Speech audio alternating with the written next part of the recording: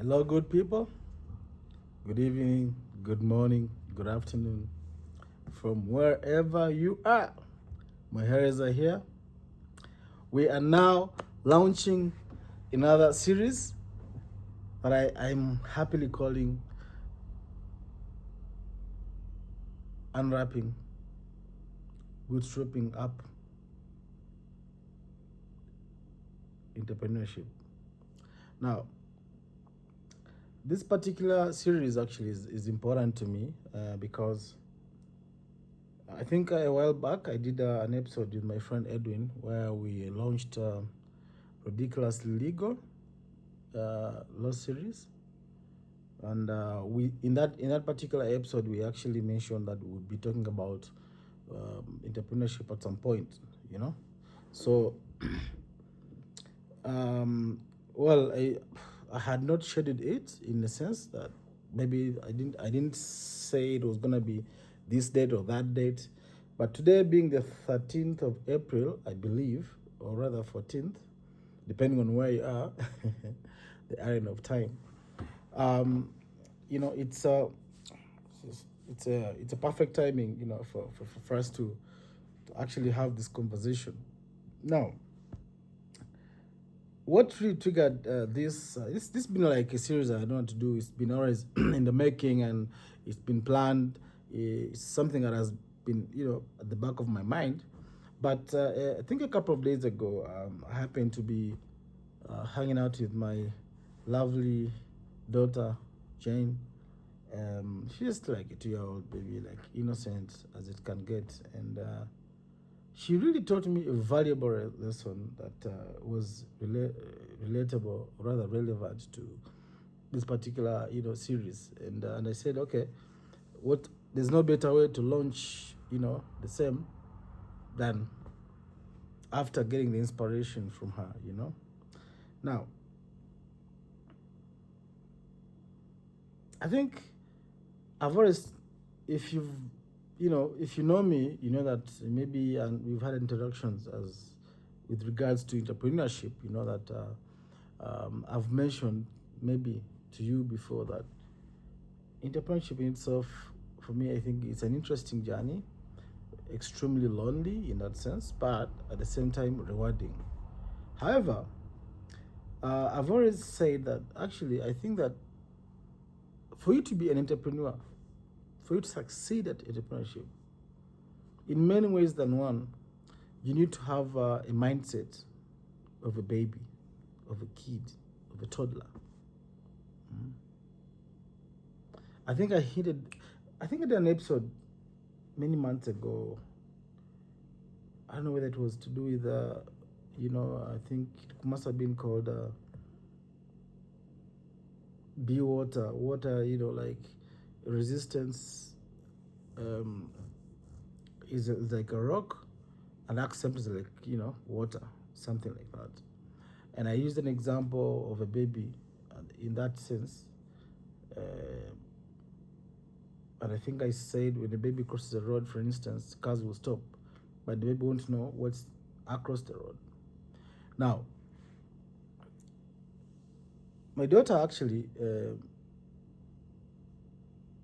gave me like a live practical example of that particular, like more of a validation of that thought process.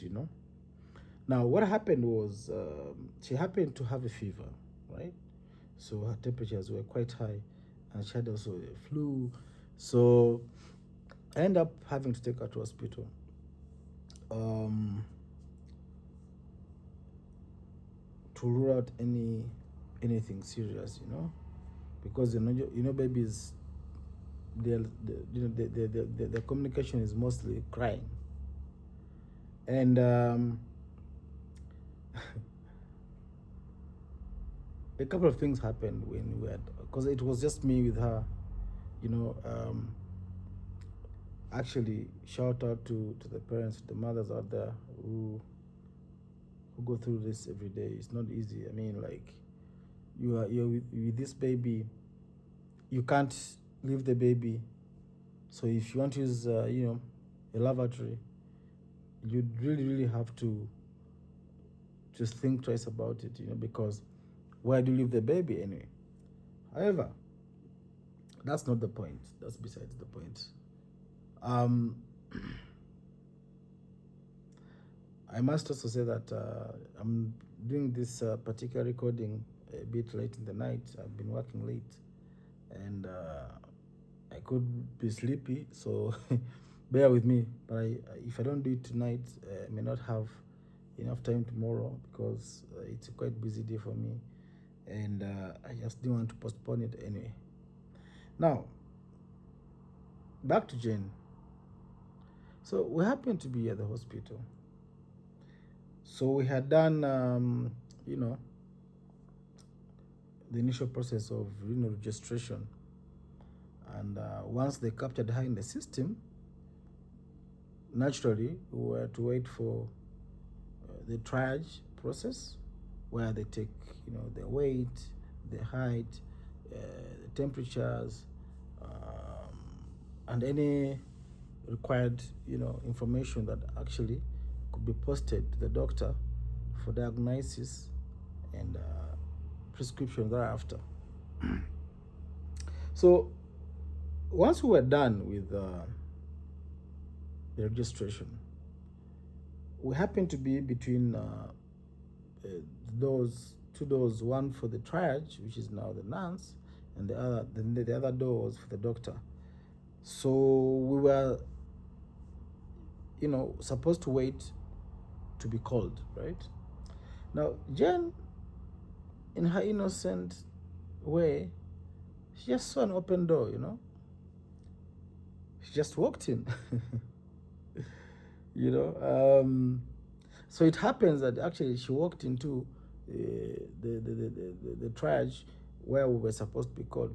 I think perhaps we were like number 6 or 7 in the queue. So when she walked in, naturally, of course, I went to get her, Now, the nurse now that she was just jolly, he just went straight to, because she knows, she has a bit of an idea of what happens in the hospital, because kids are very smart, actually. So she went straight to the weighing machine for the weight. She just stood there. So as I went to pick her, the nurse asked me, "Oh, what's her name?" I told her. "Oh, okay, I see you in the system. Maybe let me just work on you guys, since anyway you're already here. I'll call the next person will come in after you guys." So that was lesson number 1. Because for Jane, she didn't have to think, she didn't have to strategize. She just saw an open door, boom, she walked in, probably just to have fun with the weighing machine and stuff like that. But unknowingly, she saved us time, because then in the end, instead of waiting for half an hour or thereabout to be called, we were actually attended to right there. Like, okay. It just got me, it just reminded me of this particular, conversation I've always had with people. Like, babies have a way to the hearts of people. No one says no to a baby,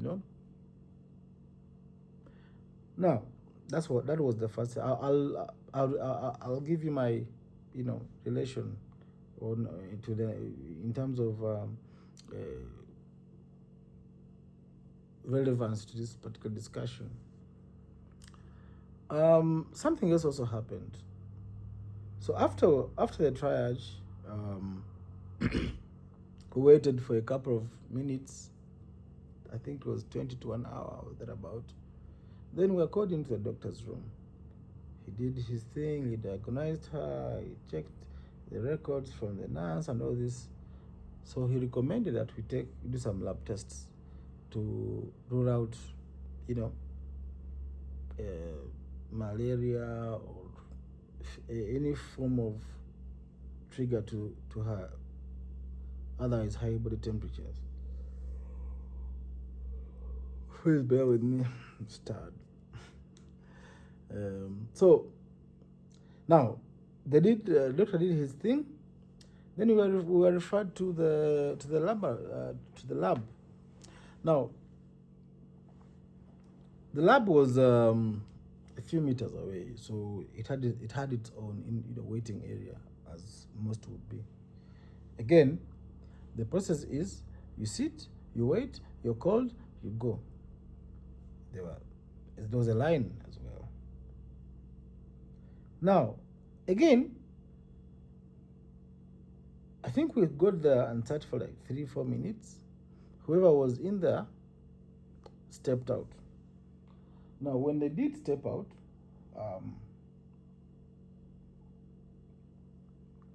Jen just saw an open door. Off goes Jen. Because to be fair, at that point, I was equally tired. I really wanted to get done with, and take her back home. So I grabbed, our bags, and I followed. At that point, I was like, okay, maybe we might be lucky again. Same thing.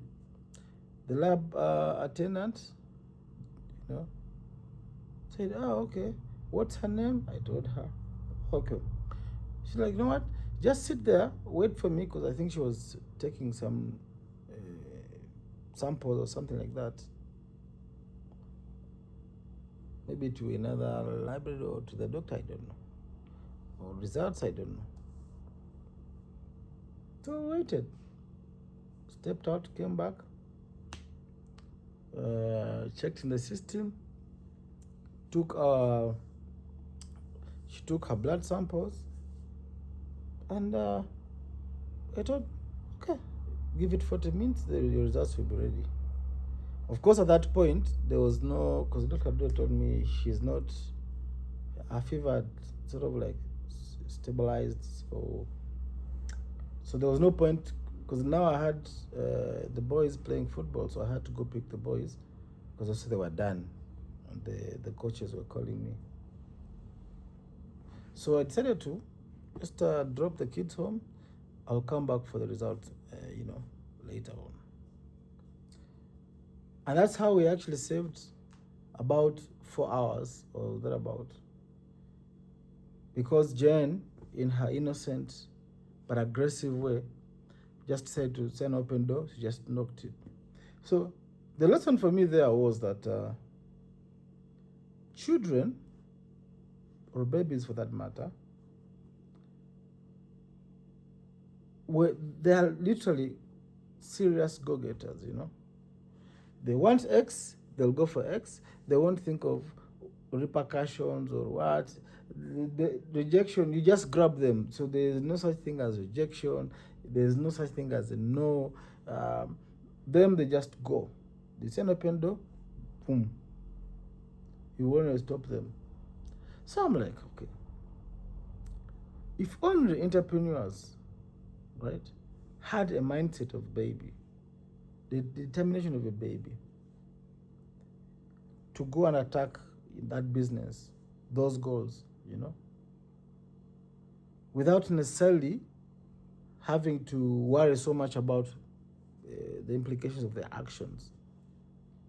So I think that for any entrepreneur, it would help a lot based on that analogy, based on that experience, that if you went in to achieve, to pursue, to execute that business idea of yours, I think you need to have a mindset of a baby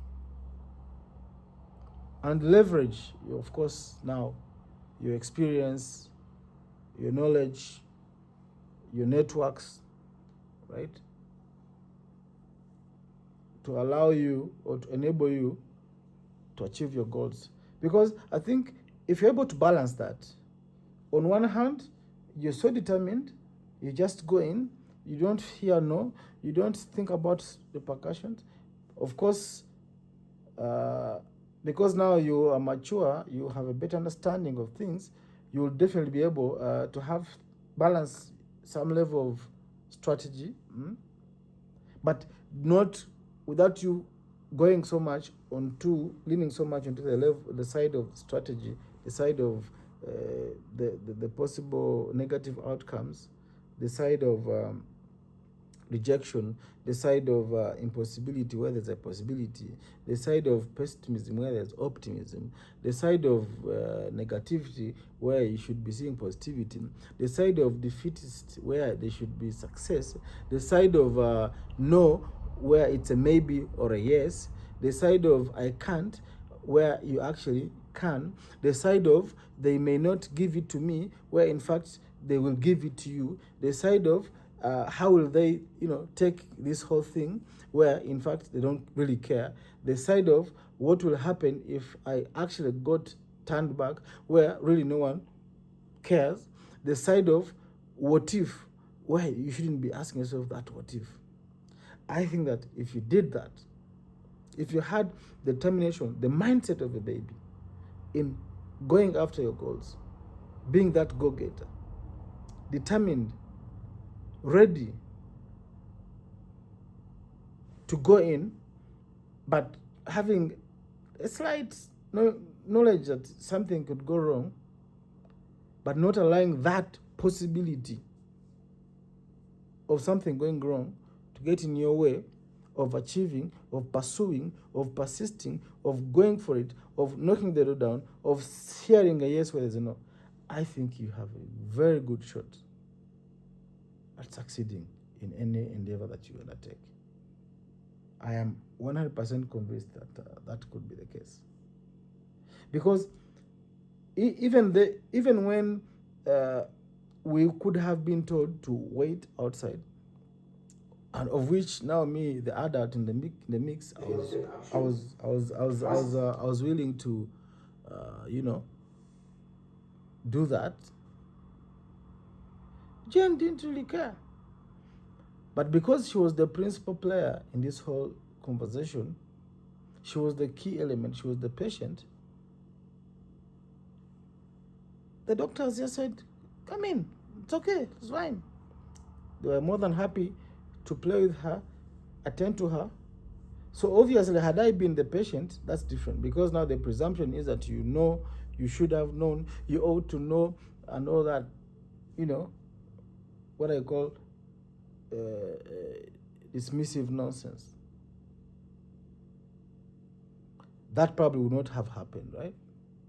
But what if you present yourself, or you put yourself in that particular situation, you put yourself in that position of, okay, I am the player in this picture, I am the patient in this case, I am the main driver of this agenda, I will go in, I will knock the door down, I won't hear no, I won't hear maybe, I will only hear a yes, I will not worry about what they will say, or I will not worry about what other people will think, let me just go. If they say no, I've tried, right?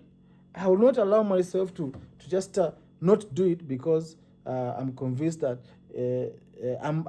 I am all circled with the negativity of, the likely outcome, which is a rejection. Because, of course, in many ways, in many cases, often than not, you'll be rejected. But so what? Life is full of rejections, Yeah. So, but if you let your mind be clogged by the reality or the possibility of the rejection coming your way, there's a very high chance that that's what you will get.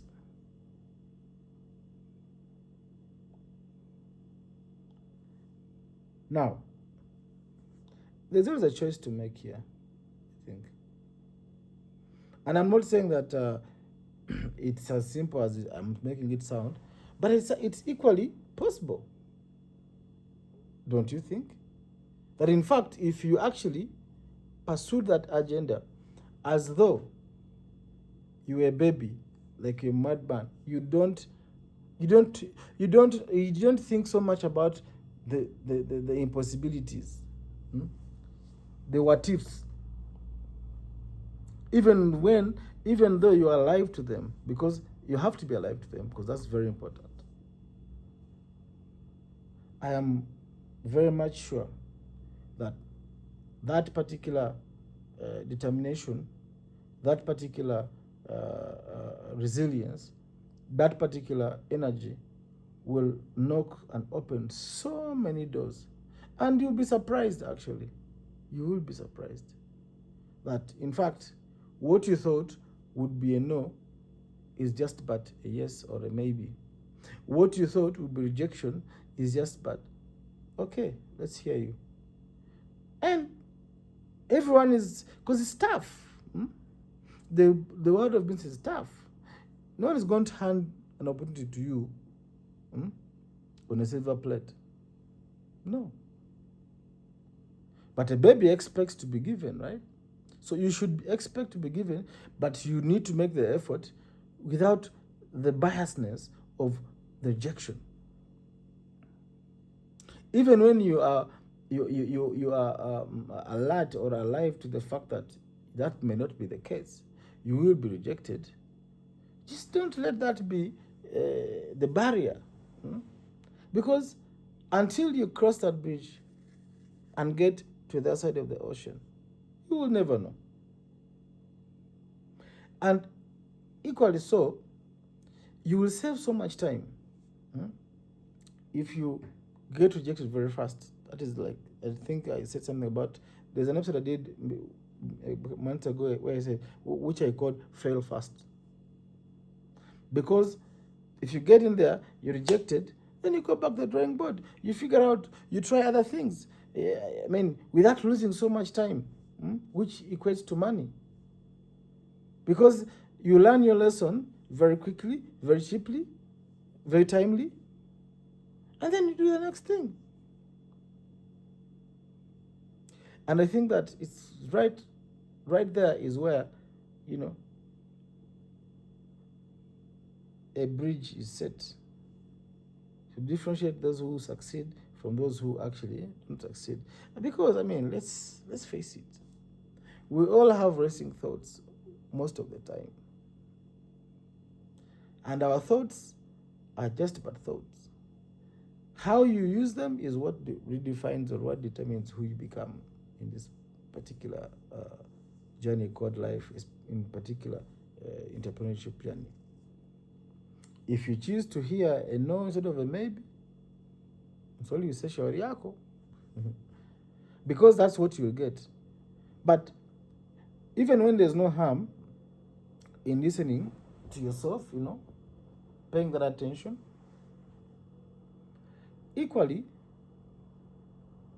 there's no reason for you to just sit there and defeat yourself, not try. Because the level of negativity on this planet Earth among us humans is ridiculously high. There will be so many naysayers. There will be so many barriers. Because everyone wants what you want. Right? Now you're thinking that it's just going to be there waiting for you, or it's just going to be there handed over to you. Hakuna. Nothing. Not possible. However, if you knock that door down, there will be repercussions. If it goes south, you may be escorted out by security. However, there's only one way to find out. And that is by you knocking that door, making the move, ensuring that you're in fact taking the step like a baby. Have the determination of a baby.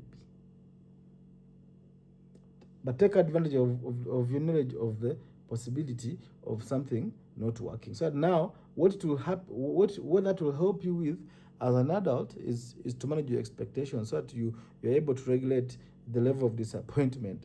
Your negative curve, that doesn't take you down with you. So you're able to stay to go the next thing, very much aware that in fact that was a possibility. Because Babies don't have that. And they're always they're always frustrated. You say no to them, they'll cry, hector skelter, until something gives. Or nothing gives, they cry themselves out of the the tears, and they move to the next thing, get another distraction, and continue. But you, as an adult, you could be different. You have the opportunity to change the narrative, meaning that you can almost certainly predetermine how to deal with the possibility of rejection, because that's something that is within your power.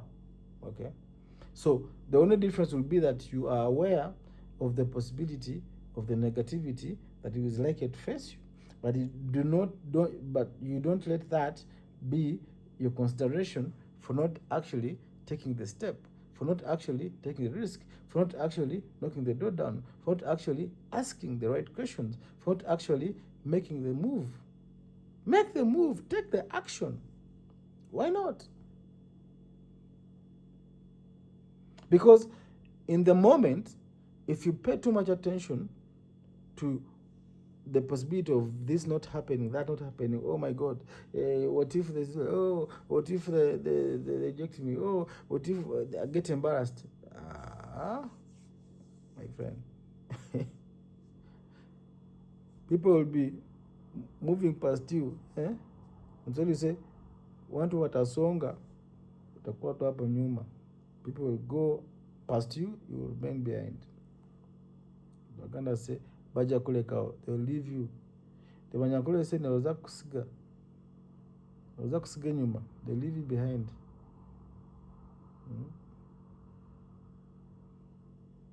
Then they'll be saying, Imana yanji, in Kinyarwanda, oh my God. But you had the power. Where as I told you. So don't say I didn't tell you, my good people.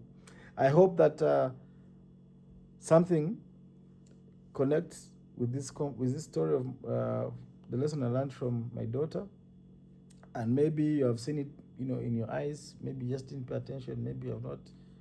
So let me know what you think.